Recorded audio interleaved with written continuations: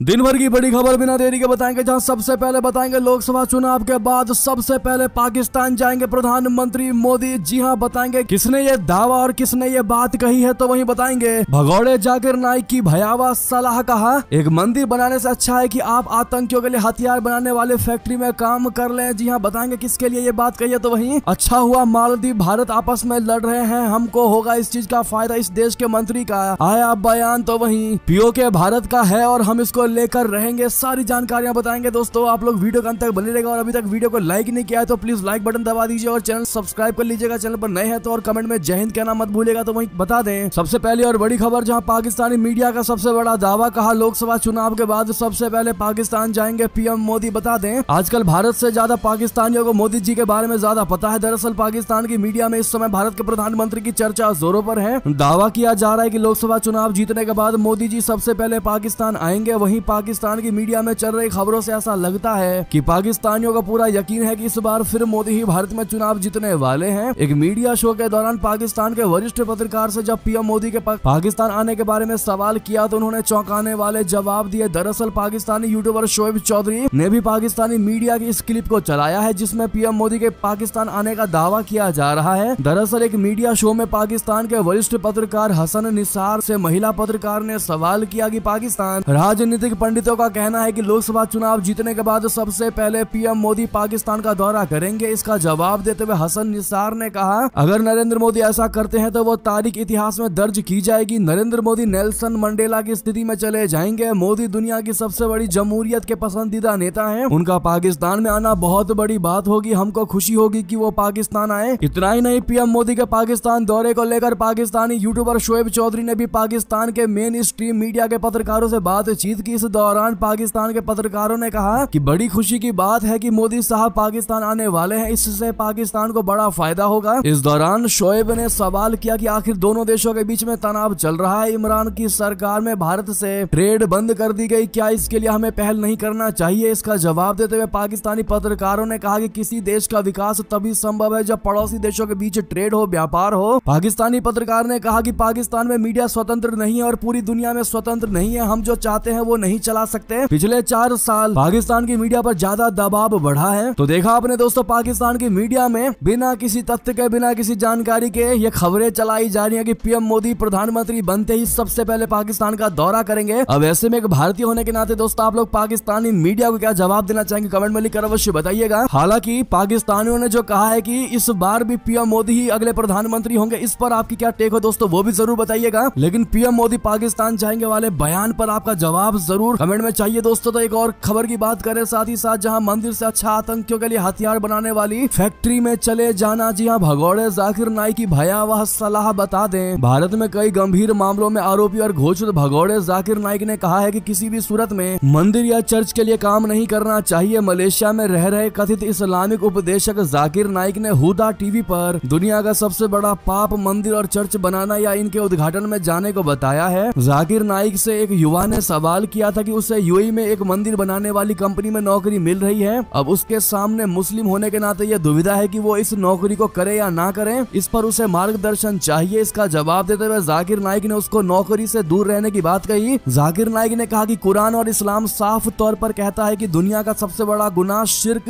यानी अल्लाह के अलावा किसी और की इबादत करना है। मंदिर में भूतों की पूजा होती है यानी शिर्क होता है। ऐसे में जो इंसान मंदिर को बनाने में मदद कर रहा है वो भी शिर्क कर रहा है और इसकी माफी नहीं हो सकती है। ऐसे में किसी भी सूरत में ऐसी कंपनी में काम करने से बचना चाहिए जो मंदिर बना रही हो। यानी कि ये ज्ञान दे रहा है जाकिर नाइक उन मुस्लिम लोगों को जो जाकिर नाइक जैसे तुच्छ प्राणी को अपना दाता मानते हैं। जी हाँ, वैसे में दोस्तों जाकिर नाइक के इस जवाब पर आपकी क्या राय होगी बताइएगा जरूर। जो मंदिरों को लेकर भ्रम पैदा करने की कोशिश कर रहा है, ऐसे में आपका जवाब तो बनता ही है। तो वहीं बता दें अच्छा हुआ मालदीव भारत लड़ रहे हैं आपस में, हमको होगा इसका फायदा। जी हाँ, इस देश के मंत्री का आया है ऐसा बयान। बता दें भारत और मालदीव के संबंधों में अभी थोड़ी खटास है, इसके कई कारण रहे। चीन का हस्तक्षेप और भारत की सेना को मालदीव से भेजना बड़ा मुद्दा रहा। साल की शुरुआत में जब पीएम नरेंद्र मोदी जी लक्षद्वीप गए तब से मालदीव और ज्यादा परेशान है। वैसे तो भारत और मालदीव समुद्री सीमा साझा करने वाले पड़ोसी देश हैं, लेकिन संबंध मैत्रीपूर्ण नहीं है। मालदीव में मोहम्मद मुइज़ू के दोबारा राष्ट्रपति बनने के बाद कई मुद्दों पर तनातनी भी चल रही है। इसके चलते भारतीय पर्यटक मालदीव जाने से कतरा रहे हैं। अब इसको लेकर श्रीलंका का बयान आया है। श्रीलंका के पर्यटन मंत्री का मानना है कि भारत और मालदीव के रिश्तों में जो तनाव आया है उसका फायदा उनके देश को मिला है। जी हाँ, मंत्री हरीन फर्नांडो ने गुरुवार को कहा कि मालदीव यात्रा के बहिष्कार के बाद इसका फायदा निश्चित श्रीलंका के पर्यटन उद्योग यानी कि टूरिस्ट बिजनेस को हो रहा है। फर्नांडो ने भारत और मालदीव के बीच विवाद का हवाला देते हुए CNBC से कहा कि नई दिल्ली और माले के बीच जो हुआ उसकी वजह से मालदीव में भारतीय पर्यटकों की संख्या में भारी गिरावट आई है, जिसका फायदा श्रीलंका को मिल रहा है। यानी कि उनका कहना है कि भारत मालदीव के बीच मनमुटाव से अब मालदीव नहीं बल्कि श्रीलंका पहुंच रहे हैं भारतीय टूरिस्ट, वो भी अधिक से अधिक मात्रा में। यानी कि एक बेवकूफी से कैसे तबाह हुआ मोहम्मद मुइजू का देश मालदीव। आपको बता दें, मोहम्मद मुइजू के मालदीव का राष्ट्रपति बनने के बाद से ही माले और नई दिल्ली के रिश्ते बिगड़ने लगे थे। मुइजू के इंडिया आउट वाले नारे की बेवकूफी से पूरा मालदीव तबाह होने लगा। साथ ही साथ आपको बता दें, जयशंकर जी का बिना नाम लिए नेहरू गांधी पर तंज, किसी की गलती के कारण अस्थायी रूप से हाथ से निकल गया POJK। जी हाँ, पाकिस्तान के कब्जे वाले कश्मीर यानी POK में महंगाई को लेकर इन दिनों हिंसा जारी है। इसको लेकर भारत में केंद्रीय नेताओं ने प्रतिक्रिया दी है। गृह मंत्री अमित शाह के बाद अब विदेश मंत्री जयशंकर जी ने भी कहा है कि POJK को भारत का हिस्सा बताया है। इस दौरान उन्होंने बिना नाम लिए देश के पहले प्रधानमंत्री जवाहरलाल नेहरू पर परोक्ष रूप से निशाना भी साधा। जयशंकर जी ने एक कार्यक्रम में एक सवाल पर कहा कि POJK भारत का हिस्सा है और किसी की कमजोरी या गलती के कारण ये अस्थायी रूप से हमसे दूर हो गया है। इससे पहले गृह मंत्री अमित शाह जी ने भी यही बात कही थी। पश्चिम बंगाल में एक चुनावी रैली में शाह ने पाकिस्तान को घेरते हुए केंद्रीय मंत्री ने कहा कि भारत POK लेकर रहेगा। दरअसल विश्व बंधु भारत कार्यक्रम में जयशंकर से पूछा गया था कि यदि भारत लक्ष्मण रेखा को पार करता है और POJK को भारत संघ में शामिल करता है तो चीन की प्रतिक्रिया क्या होगी। इसका जवाब देते हुए जयशंकर जी ने कहा कि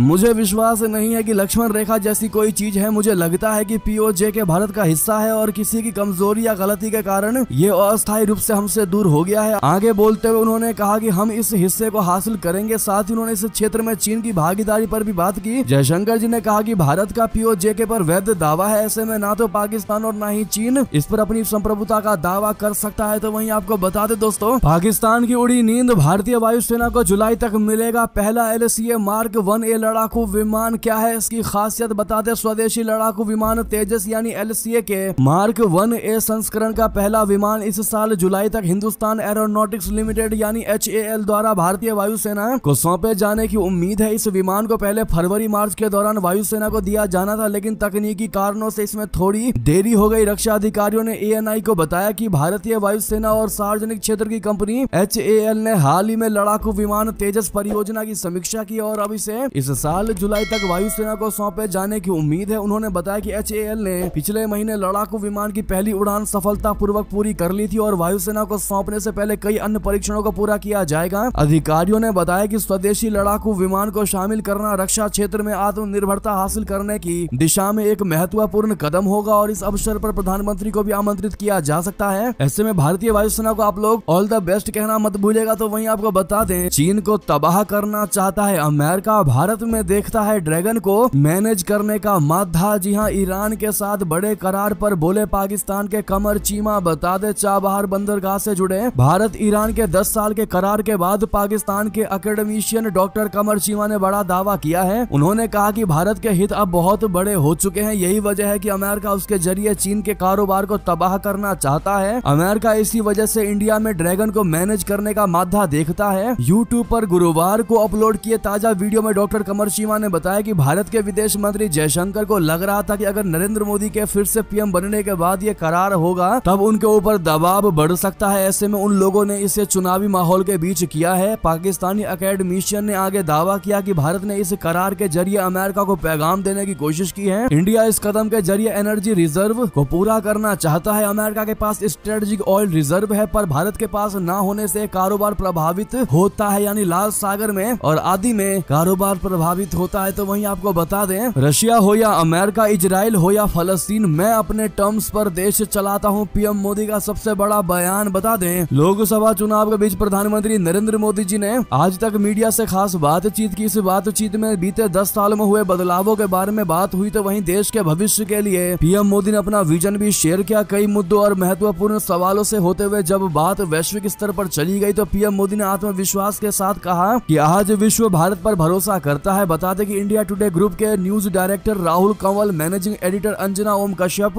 मैनेजिंग एडिटर श्वेता सिंह और कंसल्टिंग एडिटर सुधीर चौधरी ने पीएम मोदी से देश के तमाम मुद्दों पर बात की। सवालों के सिलसिले में रशिया, यूक्रेन और इजराइल हमास के बीच जारी लड़ाई का जिक्र करते हुए पीएम मोदी से पूछा गया कि अभी भारत 5वें नंबर की अर्थव्यवस्था बन गया है, अगले 5 साल में आप वैश्विक स्तर पर भारत का क्या रोल देखते हैं। जिस पर पीएम मोदी ने कुछ वाक्यों के बारे में बताते हुए कहा कि अब तक हम सोचते थे कि इससे हम इतने दूर हैं, उससे उतने दूर हैं। डिप्लोमेटिक भाषा में ऐसा चलता था, हम बराबर दूरी बनाए रखते थे। मेरी भाषा थी कि हम कितने निकट हैं। इससे दुनिया में स्पर्धा की शुरुआत हुई, सब लोगों में निकट आने की प्रतिस्पर्धा चल रही है। मोदी जी ने कहा कि अब कल ईरान में बहुत बड़ा निर्णय हुआ है। यह हिंदुस्तान का अखबारों की हेडलाइन न्यूज है। मेरे मिनिस्टर चाबहार ईरान में थे, चाबहार पोर्ट का फाइनल एग्रीमेंट हुआ है। सेंट्रल एशिया से जुड़ा हुआ ये बहुत बड़ा काम हुआ है। पीएम मोदी ने कहा कि इन सारी लड़ाइयों के बीच में हमारा एग्रीमेंट हो जाता है। दूसरी बात यह है कि हम किसी तीसरे के आधार पर अपना निर्णय नहीं करेंगे, हम निर्णय हमारे लिए करेंगे। फलाने को बुरा लगेगा तो इससे बात करेंगे, तो जी नहीं, मैं सबसे बात करूंगा। ऐसे में अगर आप भी मानते हैं कि प्रधानमंत्री नरेंद्र मोदी जी वाकई में देश लेवल पर तो बेबाक हैं और वाकई में सिर्फ अपने देश भारत की ही फिक्र करते हैं, उसके अलावा कोई कुछ भी सोचे वो फिक्र नहीं करते, और यही कारण है कि अपना देश आज मोदी के नेतृत्व में आगे बढ़ रहा है। तो अपनी राय अवश्य दीजिएगा दोस्तों। और 2024 के लोकसभा चुनाव को लेकर आपकी क्या राय है? क्या पीएम मोदी ही अगले प्रधानमंत्री होंगे या नहीं? जो भी आपकी राय उस पर बताना मत भूलेगा। तो वहीं बता दें, उत्तरी नाइजीरिया की मस्जिद में हुआ ब्लास्ट, 8 की मौत, 16 घायल की बड़ी खबर। जी हाँ, उत्तरी नाइजीरिया के कानो राज्य में एक व्यक्ति ने स्थानीय रूप से बने विस्फोटक से एक मस्जिद पर हमला कर दिया, जिसके परिणाम स्वरूप आग लग गई, जिससे कम से कम 8 नमाजियों की मौत हो गई और 16 अन्य घायल हो गए। पुलिस प्रवक्ता अब्दुल्लाही हारूना ने एक बयान में कहा कि संदिग्ध 38 वर्षीय स्थानीय निवासी ने कबूल किया कि उसने कानो के सुदूर गदान गांव में मस्जिद पर लंबे समय से पारिवारिक असहमति के बाद पूरी तरह से दुश्मनी में हमला किया। हारूना ने बाद में गुरुवार को स्थानीय चैनल टेलीविजन को बताया कि घायलों में से 8 की बाद में अस्पताल में मौत हो गई। घायल में 4 बच्चे भी शामिल थे। हालांकि ये स्पष्ट नहीं था कि किसी बच्चे की मृत्यु हुई है या नहीं। ऐसे में ये हमले कहीं ना कहीं दोस्तों जाकिर नाइक जैसे जहर उगलने वाले नेताओं के द्वारा ही होते हैं, क्योंकि वही लोग ऐसे ज्ञान देते हैं कि मंदिर ना जा करके, मंदिर और ईसाइयों के गिरजाघर को ना बना करके तुम हथियारों के फैक्ट्री में काम कर लेना, बम बंदूक हथियार बना लेना, लेकिन अच्छे काम मत कर लेना। ऐसे में दोस्तों आपकी जो भी राय बताएगा जरूर। तो वहीं आपको बता दें, चीन के साथ मिलकर क्या करने वाले हैं पुतिन? जिनपिंग से बैठक के बाद कह दी बड़ी बात। दरअसल व्लादिमीर पुतिन 5वीं बार रशिया के राष्ट्रपति बनने के बाद अपने पहले आधिकारिक दौरे पर चीन पहुंच चुके हैं। चीन के राष्ट्रपति शी जिनपिंग ने गुरुवार को राजधानी के great hall of the people के बाहर एक सैन्य बैंड और बंदूकों की सलामी के साथ व्लादिमीर पुतिन का गर्मजोशी से स्वागत किया। ये यात्रा चीन और रशिया की 75वीं वर्षगांठ के वक्त हो रही है। पुतिन की ये यात्रा ऐसे समय पर हो रही है जब यूक्रेन में रूसी सेना आगे बढ़ती जा रही है और नाटो देश सीधे जंग की चेतावनी दे रहे हैं। साथ ही पश्चिमी देश चीन पर भी आरोप लगा रहे हैं कि चीन युद्ध में इस्तेमाल होने वाला सामान भी रशिया को भेज रहा है। इस दौरे में पुतिन के साथ एक हाई लेवल डेलीगेशन भी आया है। तो वहीं बता दें, इजराइल के खिलाफ दुनिया की सर्वोच्च अदालत में शुरू हुई सुनवाई। आखिर क्या है आरोप? दरअसल संयुक्त राष्ट्र की शीर्ष अदालत ने गाजा के दक्षिणी शहर रफाह में इजराइल के सैन्य अभियान को रोकने के लिए दक्षिण अफ्रीका के अनुरोध पर बृहस्पतिवार को सुनवाई शुरू कर दी। ये सुनवाई 2 दिन तक होगी। ये चौथी बार है जब दक्षिण अफ्रीका ने अंतर्राष्ट्रीय न्यायालय यानी ICJ से आपातकालीन उपायों का अनुरोध किया है। दक्षिण अफ्रीका ने यह आरोप लगाते हुए न्यायालय का रुख किया है कि गाजा में हमास के साथ युद्ध में इजराइल की सैन्य कार्रवाई नरसंहार के समान है। जी हाँ, नई याचिका में कहा गया है कि हेग स्थित अदालत के पिछले आदेश गाजा के लोगों के लिए एकमात्र शरण स्थल पर बर्बर सैन्य हमले को रोकने के लिए पर्याप्त नहीं थे। दक्षिण अफ्रीका ने कहा है कि युद्धग्रस्त क्षेत्र में स्थिति लगातार खराब होती जा रही है। तो वहीं बता दें, पाकिस्तान से बड़ी खबर, सुप्रीम कोर्ट में इमरान खान के साथ हो गया बड़ा खेला, पक्ष रखने की नहीं मिली अनुमति। जी हाँ, जेल में बंद पाकिस्तान के पूर्व प्रधानमंत्री इमरान खान को भ्रष्टाचार विरोधी कानूनों में बदलाव के एक मामले में बृहस्पतिवार को वीडियो कॉन्फ्रेंस के माध्यम से सुप्रीम कोर्ट में पेश किया गया। लेकिन इस दौरान खान को मामले में याचिकाकर्ता के रूप में अपना पक्ष रखने का मौका नहीं मिला। पाकिस्तान तहरीक-ए-इंसाफ पार्टी के 71 वर्षीय संस्थापक का एक वीडियो सामने आया है जिसमें उन्हें अदालत की सुनवाई में हिस्सा लेते देखा जा सकता है। न्यूज इंटरनेशनल अखबार ने सूत्रों के हवालों से बताया है कि तस्वीर लीक होने पर उच्चतम न्यायालय ने आपत्ति जताई है, जिसके बाद प्रशासन ने पूरे प्रकरण की जांच शुरू कर दी है। तो वहीं बिलावल भुट्टो की बड़ी चेतावनी, कहा इमरान खान की पार्टी को 9 मई की हिंसा के लिए माफी मांगनी ही होगी। जी हाँ, पाकिस्तान पीपुल्स पार्टी यानी PPP के अध्यक्ष बिलावल भुट्टो जरदारी ने चेतावनी दी है कि इमरान खान और उनकी पार्टी पाकिस्तान तहरीक-ए-इंसाफ ने अगर बीते साल 9 मई को हुए दंगे के मामले में माफी नहीं मांगी तो इसके गंभीर परिणाम होंगे। बिलावल भुट्टो जरदारी ने कहा कि PTI गंभीर राजनीतिक पार्टी नहीं है। भुट्टो ने कहा कि किसी को भी आतंकी घटनाएं अंजाम देने की इजाजत नहीं दी जानी चाहिए। विपक्षी नेताओं ने बीते साल 9 मई को उन शहीदों के स्मारकों का अपमान किया जिन्होंने देश के लिए लिए अपनी जान दी, ये कहना है बिलावल भुट्टो का। तो वहीं आपको बता दें, प्रधानमंत्री रॉबर्ट फिको पर हुआ हमला राजनीतिक नहीं था। जी हां, आंतरिक मंत्री ने किया है ये दावा। दरअसल स्लोवाकिया के प्रधानमंत्री रॉबर्ट फिको पर बुधवार को हुए हमले को लेकर वहां के आंतरिक मामलों के मंत्री मेटस सुटेज ने बड़ा दावा किया है। उन्होंने कहा है कि पीएम फिको की हत्या की कोशिश ने पूरे देश को झकझोर करके रख दिया है। उन्होंने बुधवार को दावा किया था कि हमले की शुरुआती जांच में फिको पर हमले के पीछे पाया गया कि ये राजनीति से प्रेरित था। हालांकि गुरुवार को वे अपने पूर्व बयान से पलट गए। गुरुवार को उन्होंने कहा कि जिस संदिग्ध पर हमले का आरोप लगाया गया है उसका किसी भी राजनीतिक समूह से संबंध नहीं है, उसने अकेले ही इस हमले को अंजाम दिया है। हालांकि उन्होंने हमले के पीछे की वजह स्पष्ट नहीं की है। तो वहीं बता दें, सऊदी प्रिंस सलमान पाकिस्तान नहीं आए तो गिर जाएगी शहबाज सरकार। आखिर क्या कह रहे हैं विशेषज्ञ? दरअसल पाकिस्तान में इन दिनों चर्चा है कि अगर सऊदी अरब के प्रधानमंत्री मोहम्मद बिन सलमान अल सऊद उनके देश नहीं आते हैं तो शहबाज सरकार को इस्तीफा देना पड़ेगा। प्रिंस सलमान जल्द ही पाकिस्तान आने वाले थे। उनके दौरे को लेकर दोनों देशों के बीच बातचीत अंतिम चरण में था। जल्द ही सलमान के यात्रा की तारीखों का ऐलान कर भी दिया गया था, लेकिन तुरंत ये खबर आई कि अब ये दौरा कैंसिल हो चुका है, सलमान पाकिस्तान नहीं आ रहे। लेकिन फिर एक बार कयास लगाया जा रहा है कि वो पाकिस्तान आएंगे। पाकिस्तान के वरिष्ठ पत्रकार नुसरत जावेद ने टीवी चैनल के साथ बातचीत में कहा कि वर्तमान में पाकिस्तान सरकार पूरी तरह से मोहम्मद बिन सलमान अल सऊद के दौरे पर निर्भर है, डिपेंडेंट है। पाकिस्तान को अंतर्राष्ट्रीय मुद्रा कोष के साथ कम से कम 3 से 4 साल के प्रोग्राम को निगोशिएट करना है। यही कारण है कि पाकिस्तान और सऊदी अरब के बीच उच्च स्तरीय डेलीगेशन का आदान प्रदान हो रहा है। लेकिन अगर सऊदी प्रिंस सलमान पाकिस्तान नहीं आए तो हर हाल में शहबाज की सरकार गिर ही जाएगी। तो वहीं आपको बता दें, सेना को इस महीने के आखिर तक मिल सकता है ईगला एयर डिफेंस सिस्टम दृष्टि 10 ड्रोन की जल्द होगी डिलीवरी। जी हाँ, भारतीय सेना को जल्द ही रशिया से ईगला एस मैन पैड्स के दूसरे बैच की आपूर्ति होने वाली है। Very short range air defence system के नए सेट की आपूर्ति मई के आखिर या जून की शुरुआत तक हो सकती है। सूत्रों ने बताया कि भारत और रशिया के बीच पेमेंट को लेकर कुछ दिक्कतें पेश हो रही थी, जिसके चलते इसकी आपूर्ति में देरी हो रही थी। वहीं अब समस्या को सुलझा लिया गया है। इससे पहले अप्रैल की शुरुआत में पहले बैच में 24 ईगला एस की आपूर्ति की गई थी, जिनमें 100 मिसाइलें भी शामिल थी। तो वहीं बता दें, अब डोमेस्टिक खबरों की बात करते हैं, जहां कहते थे मिसाइल बम बनाएंगे, सुतली बम नहीं बनाया। जी हां, डिफेंस कॉरिडोर का जिक्र कर अखिलेश यादव का तंज। दरअसल समाजवादी पार्टी के राष्ट्रीय अध्यक्ष अखिलेश यादव ने बांदा के अतर्रा कस्बे में सपा प्रत्याशी कृष्णा पटेल के पक्ष में चुनावी जनसभा को संबोधित करते हुए बीजेपी पर निशाना साधा। समाज पार्टी मुखिया अखिलेश यादव ने कहा कि बुंदेलखंड की जनता ने जितना धोखा पाया है, इस बार जनता भारतीय जनता पार्टी के अहंकार को खंड खंड करने का काम करेगी। जिस तरह से समुद्र मंथन हुआ था उसी तरीके से इस बार संविधान मंथन होने जा रहा है। एक तरफ वो लोग हैं जो संविधान को बचाना चाहते हैं, तो दूसरी तरफ वो ताकतें हैं जो संविधान को बदलना चाहते हैं। अखिलेश ने कहा कि समाजवादी पार्टी इंडिया गठबंधन जब सरकार बनाएगी, राशन की गुणवत्ता बेहतर करके आपको आटा के साथ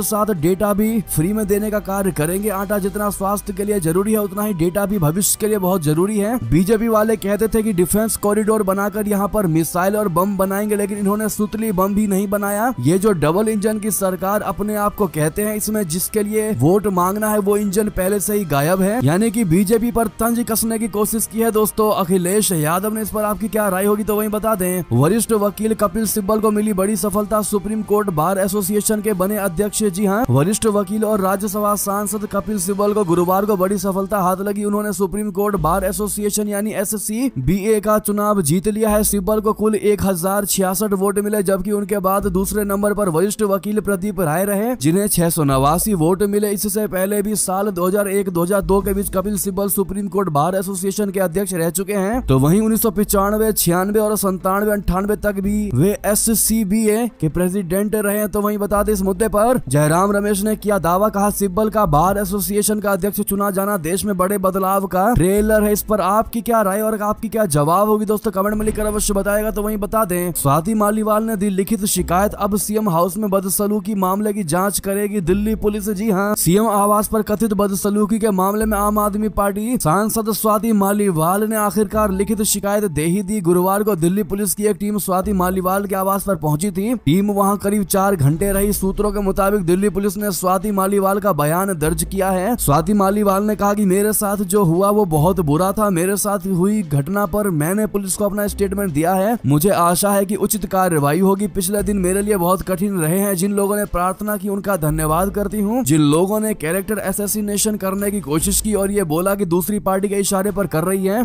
भगवान उन्हें भी खुश रखे। उन्होंने कहा कि देश में अहम चुनाव चल रहा है, स्वाति मालीवाल जरूरी नहीं है, देश के मुद्दे जरूरी हैं। बीजेपी वालों से खास गुजारिश है कि इस घटना पर राजनीति ना करें। ये कहना है स्वाति मालीवाल का। आपको बता दें कि सीएम के पीए पर यानी विभव पर एफआईआर दर्ज हो चुकी है। स्वाति मालीवाल ने कहा है कि मुझे विभव ने थप्पड़ों से मारा, लातों से मारा, मेरे पेट में मारा, इतना ही नहीं मेरी बॉडी पर हमला किया। ये सारे एफआईआर में बयान दर्ज किए गए। तो वहीं बता दें सीएम ममता बनर्जी पर टिप्पणी कर विवादों में घिरे पूर्व जज, कहा था आपकी कीमत क्या है। जी हाँ, बता दें कलकत्ता हाईकोर्ट के पूर्व जज और पश्चिम बंगाल के तमलुक संसदीय सीट से भाजपा उम्मीदवार अभिजीत गंगोपाध्याय नए विवाद में फंस चुके हैं। उन्होंने गुरुवार को कथित तौर पर यह पूछकर राज्य में सियासी विवाद और बवाल खड़ा कर दिया है कि मुख्यमंत्री ममता बनर्जी किस कीमत पर बिकती हैं। एक वायरल वीडियो में गंगोपाध्याय को कथित तौर पर यह कहते हुए सुना गया है। वीडियो में वो कथित तौर पर कह रहे हैं कि ममता बनर्जी आप खुद को किस कीमत पर बेचती हैं, क्या वो 10 लाख रुपए है। दोस्तों ये खबर लाइव हिंदुस्तान में छपी है जो हमने आपको बताया है। हम इस वीडियो की पुष्टि नहीं करते, जो खबर थी वो आपको बताइए। तो वहीं बता दें कांग्रेस और टीएमसी में इंडिया गठबंधन को लेकर छिड़ी है रार। ममता बनर्जी ने कहा ये मेरा आइडिया था। जी हाँ, सत्ता में आने पर विपक्षी गठबंधन इंडिया को बाहर से समर्थन देने की घोषणा के एक दिन बाद पश्चिम बंगाल की मुख्यमंत्री ममता बनर्जी ने यू टर्न ले लिया। गुरुवार को ममता बनर्जी ने कहा कि उनकी पार्टी तृणमूल कांग्रेस राष्ट्रीय स्तर पर भाजपा विरोधी गठजोड़ का हिस्सा है और आगे भी रहेगी। तमलुक में एक चुनावी रैली को संबोधित करते हुए बनर्जी ने कहा कि तृणमूल कांग्रेस पश्चिम बंगाल में मार्क्सवादी कम्युनिस्ट पार्टी यानी माकपा और कांग्रेस के साथ गठबंधन में नहीं है। तो वहीं पश्चिम बंगाल कांग्रेस अध्यक्ष अधीर रंजन चौधरी ने ममता बनर्जी पर हमला बोला है। बनर्जी ने कहा कि कुछ लोगों ने कल मेरे बयान को गलत समझा है। अखिल भारतीय स्तर पर मैं पूरी तरह से इंडिया गठबंधन का हिस्सा हूँ। इंडिया गठबंधन का मैंने सुझाव दिया था। हम राष्ट्रीय स्तर पर साथ हैं और आगे भी साथ रहेंगे। बनर्जी ने आरोप लगाया कि इंडिया गठबंधन में शामिल माकपा और कांग्रेस दोनों की पश्चिम बंगाल इकाइयों ने हाथ मिला लिया और राज्य में भाजपा की मदद कर रही है। ये आरोप है दोस्तों ममता बनर्जी का। तो वहीं बता दें दिन रात की शिफ्ट लगाकर ईवीएम की निगरानी कर रहे हैं इंडी अलायंस के नेता। इसकी असली वजह भी बताई। दरअसल उत्तर प्रदेश के इटावा लोकसभा क्षेत्र के औरैया जनपद में सामान्य निर्वाचन के लिए मतदान 13 मई को संपन्न हो चुका है, लेकिन अब इंडी अलायंस के नेता और कार्यकर्ता ईवीएम की निगरानी में लग गए हैं। इंडी अलायंस लोग दिन रात शिफ्ट में ड्यूटी कर ईवीएम की रखवाली में लगे हुए हैं। औरैया जनपद की सभी ईवीएम मशीन मंडी समिति में बने स्ट्रॉन्ग रूम में कड़ी सुरक्षा के बीच रखी है, लेकिन इसके बावजूद सपा सहित इंडी अलायंस के कार्यकर्ता डेरा डालकर निगरानी में लगे हैं। युवा सपा नेता अमित यादव का कहना है कि पिछले चुनाव में इस तरह के वीडियो सामने आए थे कि कहीं ईवीएम लोडर में तो कहीं ऑटो में दबी मिली, इसीलिए पार्टी के निर्देश थे कि ईवीएम की रखवाली के लिए पार्टी के कुछ लोग मुस्तैद रहे और ये लोग शिफ्ट लगाकर यानी रात को अलग नेता और दिन में अलग नेता शिफ्ट लगाकर ईवीएम की निगरानी करते पाए गए हैं। तो वही बता दें सीजेआई डीवाई चंद्रचूड़ का बयान, कहा कोर्ट के फैसले को समझने योग्य बनाना जजों की जिम्मेदारी। जी हाँ, भारत के मुख्य न्यायाधीश डीवाई चंद्रचूड़ ने बुधवार को G20 देशों के मुख्य न्यायाधीशों की एक सभा को संबोधित करते हुए कहा कि जज राजकुमार नहीं है कि कोर्ट में फैसले लिखने की महत्वपूर्ण जिम्मेदारी से बच सकते हैं। डिजिटल परिवर्तन और न्यायिक दक्षता बढ़ाने के लिए तकनीक के उपयोग विषय पर बोलते हुए न्यायमूर्ति चंद्रचूड़ ने ये बातें कही। उन्होंने कहा कि न्यायाधीशों के रूप में हम ना तो राजकुमार है और ना ही राजा है। जजों की ये जिम्मेदारी है कि कोर्ट के फैसलों को समझने योग्य बनाया जाए। जी हाँ, इसी बीच ये थी अभी की सारी बड़ी खबरें। आपको हमारी खबर अच्छी लगी है, थोड़ी भी अच्छी लगी है तो इस वीडियो को शेयर करना मत भूलिएगा दोस्तों में, भाइयों में, साथियों में, रिश्तेदारों में, व्हाट्सएप, फेसबुक, ट्विटर के माध्यम से यानी एक्स के माध्यम से। और अभी इस वीडियो को लाइक करके चैनल को सब्सक्राइब करके बेल आइकन दबा के कमेंट में जय हिंद कहना बिल्कुल मत भूलिएगा। मिलते हैं अगली बड़ी खबर में। बहुत बहुत धन्यवाद, बहुत बहुत आभार।